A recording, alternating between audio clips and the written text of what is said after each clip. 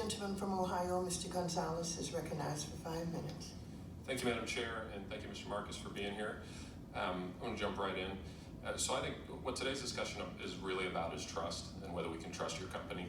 I think you're pretty low on the trust spectrum currently for very good reason. Essentially, what we're talking about on the association side is the governing body of Libra, correct? Yes, Congressman. Okay, and of the members today, how many did you hand select? I'm sorry? How many did you recruit? How many did Facebook recruit? Congressman, we approached a wide range of companies. But how many did you approve of? 100% of them? Congressman, they met the criteria and they had the willingness to participate. When we get to the 100, but you got them, right? We'll not be in the process. We will not be involved in the decision of who gets to join. Okay, but to date, everybody, you've recruited all members, correct? Congressman, we've approached a number of companies. Those are the companies. I think the answer is yes, so we'll keep going. You created the coding language. Most decisions to date have been made by your company. The claim has been that you will not, Facebook, have undue influence over the platform. We're all politicians in this room. I think if we could hand select our voters, we feel pretty comfortable about our ability to influence whatever decisions are made. So I would suggest that that's not an accurate claim.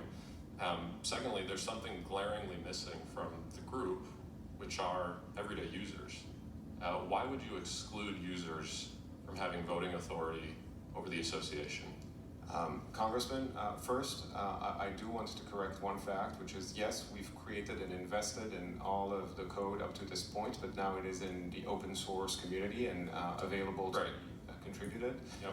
And on the consumer's question, it's because we believe that to meet our regulatory requirements across the association, we need entities that are established, that know how to operate those types of programs, that are trusted. But this is also why we believe that over time it is important to have a transition to giving people more of a voice in... I'm going to talk about that in a second.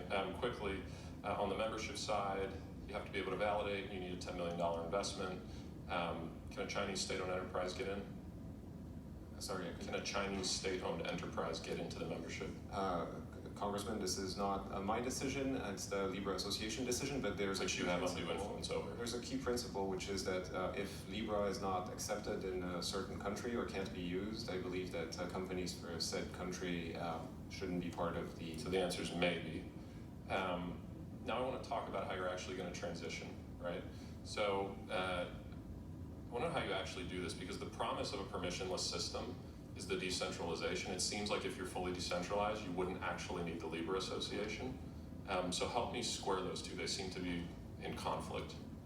You're right, Congressman, to raise this important point. And the way that we're thinking about this is that since Libra will always have to have a reserve, that it will be backed 1-to-1. There will be some form of centralization in the management of the reserve, because we will need the right oversight to ensure that it is managed appropriately to retain stability.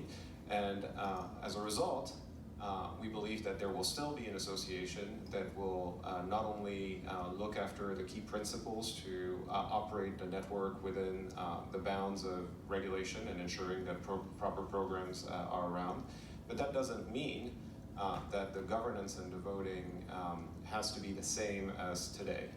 And so I think we can achieve the balance of having more openness. And to me, the key issue with a permissionless network is the ability to have nodes be more fungible and as a result ensure the integrity of the network over a long system. I actually think this is the hardest thing for you.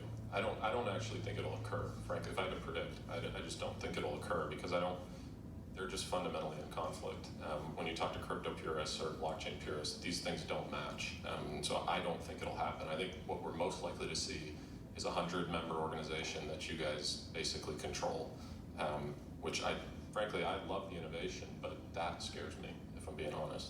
And then the last point on Calibra specifically, quick question, it's the only wallet that will be directly integrated to Facebook?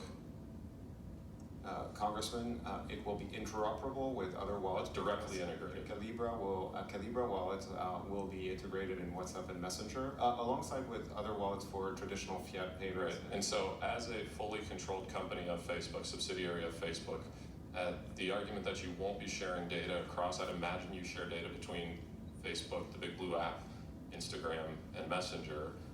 I'd be shocked if you're not also sharing data at some point with Libra and Facebook. I hear you, we promise we'll do this. Back to what I said at the beginning, nobody trusts you right now. Mm-hmm.